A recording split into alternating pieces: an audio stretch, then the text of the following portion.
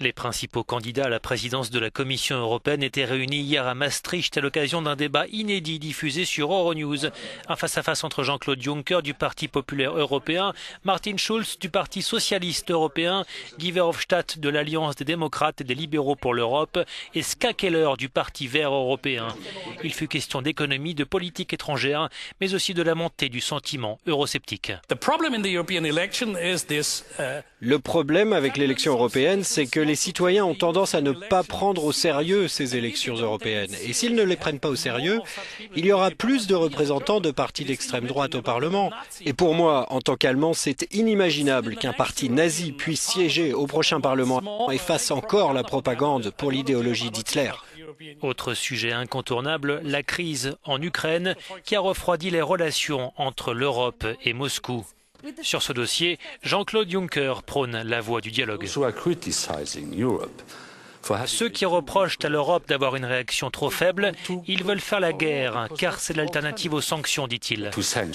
En tant que puissance douce, nous devons dialoguer et mettre la pression sur la Russie.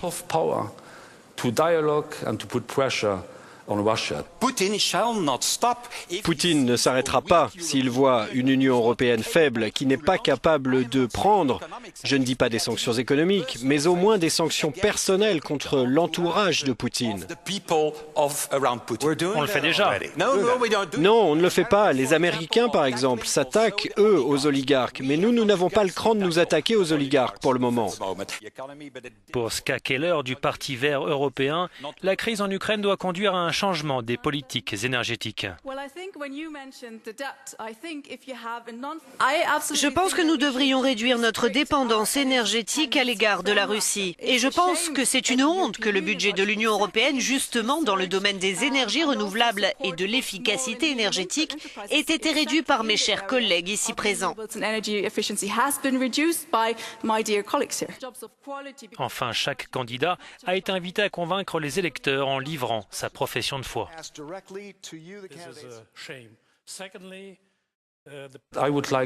J'aimerais unifier et réunifier l'Europe, explique Jean-Claude Juncker. Nous avons suffisamment de lignes de division. Je suis contre cette atmosphère européenne qui consiste à diviser l'Europe entre le Nord et le Sud. Je dois et nous devons réunifier l'Europe. Je veux redonner aux Européens de la justice et de l'équité et montrer que les institutions européennes sont là pour prendre soin de leurs intérêts individuels en tant que citoyens ordinaires. Je veux une Europe des citoyens et non une Europe des banques et des spéculateurs. Ce dont on a besoin, c'est d'un nouveau leadership en Europe, un nouveau leadership qui se démarque des vieilles recettes des conservateurs et des socialistes. Les conservateurs défendent principalement le statu quo, les socialistes pensent qu'avec de nouvelles dettes, ils vont pouvoir sortir de la crise, alors que la dette est justement à l'origine de la crise. Nous, les Verts, nous voulons proposer une Europe qui s'occupe des gens, qui n'est pas seulement une Europe du marché unique, une Europe des affaires, mais une Europe qui se soucie des droits sociaux des populations. Les candidats à la présidence de la Commission se retrouveront le 15 mai au Parlement européen pour un nouveau débat. Les électeurs, eux, se rendront aux urnes du 22 au 25 mai.